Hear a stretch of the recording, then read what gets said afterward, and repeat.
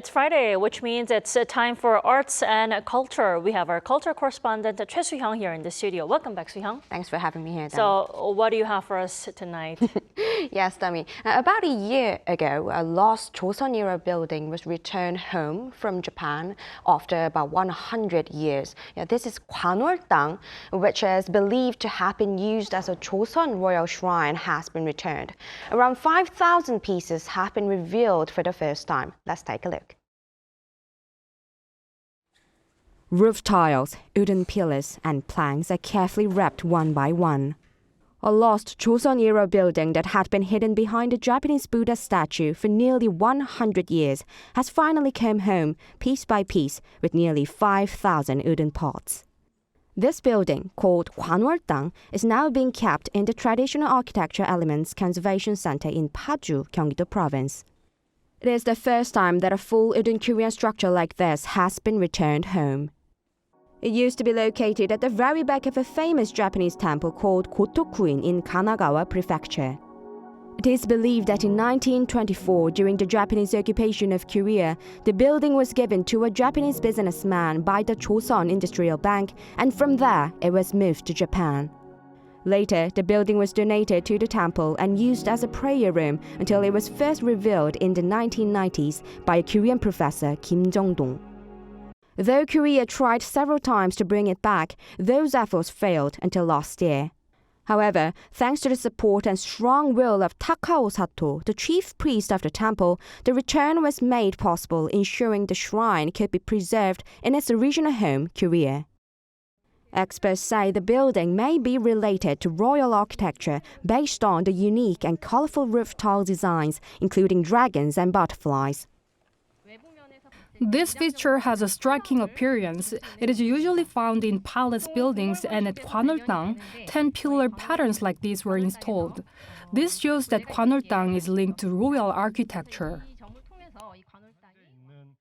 There are 5 known remaining Joseon royal shrines. We think this one was also royal, but likely outside in a small palace near Gyeongbokgung.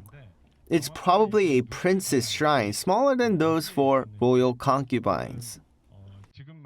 Park also noted that even though the building stayed in Japan for a long time, there are clear signs that any attempts at restoration followed traditional Joseon architectural styles. The roof tiles taken from Joseon were only the original ones installed at Gwanwoldang, so if those tiles were damaged, they would have had made new ones in Japan. But they copied the original Joseon's designs exactly, even though the dragon pattern is very complex to produce. Administrator of Korea Heritage Service Homin also expressed a strong commitment to continue bringing back cultural heritage items that were taken out of the country. Currently, about 247,000 national heritage items have been taken abroad. Of these, only about 5% have been returned by repatriation or donation. We are determined to recover all items that were stolen or illegally taken. Once research are complete, the plan is to restore Gwanwoldang by preserving its key parts and recreating the damaged sections using traditional methods as much as possible. There's that. Now, I'd like to ask, what is the current stage of the research progress on Gwanwoldang so far? Yeah, actually, there's not much information about Gwanwoldang is right now, and even what is Gwanwoldang's real name is, what it was used for, and where it was located, or even when it was built. Yeah, even in the process of being taken abroad, it is believed that the Joseon Industrial Bank gave it to a Japanese businessman, but also we still don't know how the bank came to possess it in the first place. Experts said since the building was made of wood, tree rings and carbon dating can reveal when the timber was cut and the structure was built, providing important clues about its age and possibly even about who owned it. Right, limited details for now, but I'm sure a lot of research will be needed and will be on the way. Now, what are the restoration projects or plans for Gwanwoldang now then?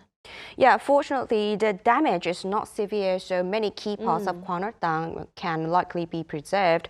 So KHS plans to restore Gwanwoldang to its original location after the investigation. However, if that site is already occupied, they're considering restoring it elsewhere, as they did with Ajaedang, now in Paju. Originally located at Unhyungung in Seoul, Ajaedang was moved because the original site has been redeveloped.